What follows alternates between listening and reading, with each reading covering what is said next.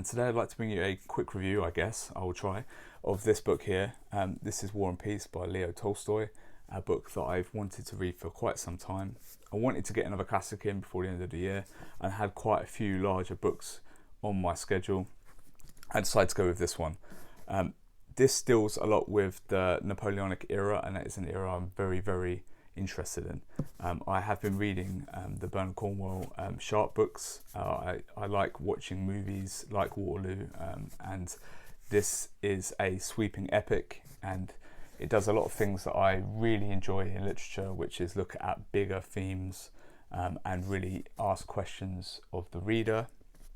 This is a work that contains the innermost thoughts of the author, and he really bears not only his soul, but I feel the soul of humanity in this works. You are given several characters straight off the bat, very similar to Pride and Prejudice. It does not dally around, it doesn't try to explain who is who.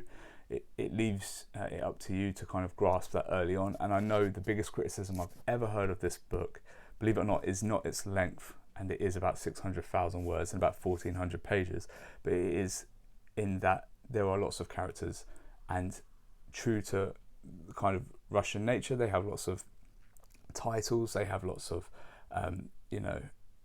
kind of nicknames and stuff like that as well.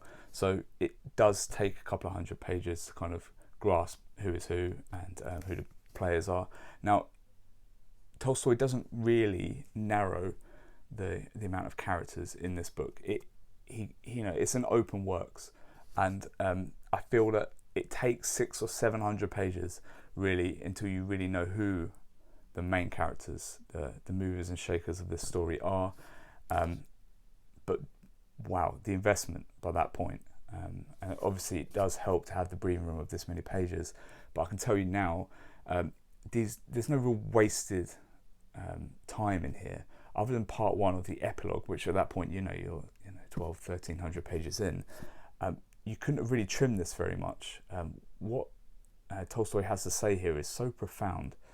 The themes around religion, morality, politics, where any individual and their circumstance and their necessity leaves them, as far as where do they stand as far as their own brotherhood of man, their faith, their needs to fulfill state needs, the greater good against what is necessary to provide for your own family or yourself. This asks so many questions of me personally, and I feel like it would of anyone that read it. Now, I'm not saying, look, if you've ever put this down or you read it and it wasn't for you, I will understand, because it's not immediately easy to come to grips with. But I don't think this is a difficult read. I don't know if it's just this translation, but it flowed very easily for me. It was a very light read, in fact. It was just the initial few hundred pages. You really need to kind of get invested first, and then it will carry you for the next 1,000 pages. Not an issue. It's extremely well written. I loved the style. I loved, we're going to break in volumes and parts, and then we're going to talk about the bigger themes. Then we'll roll back into the story and the characters and the narrative of the book, and then we'll reflect on everything that's happened and what it means to you, what it means to the author, and what it means to us as a greater humanity. And it's hard for me to praise this enough, if I'm being honest.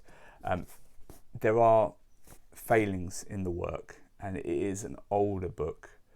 So obviously a lot of time has passed, a lot of history, a lot of learnings have passed since then, but it still does a great job of capturing the time and the thoughts of the author.